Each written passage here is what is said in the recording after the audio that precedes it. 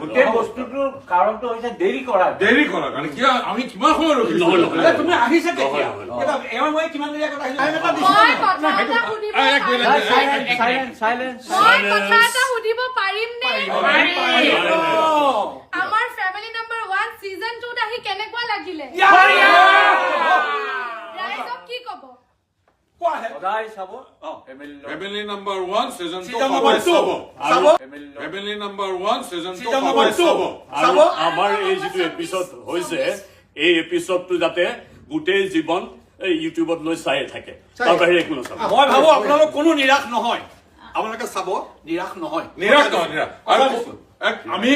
গোটেই কিজন মিলি খুব এই আজি এই অনুষ্ঠানটো আমি কৰিছো জোনাকত সকলোৱে চাব তাৰ কাৰণে মই আপোনালোকক স্পেশালি অনুৰোধ জনাইছো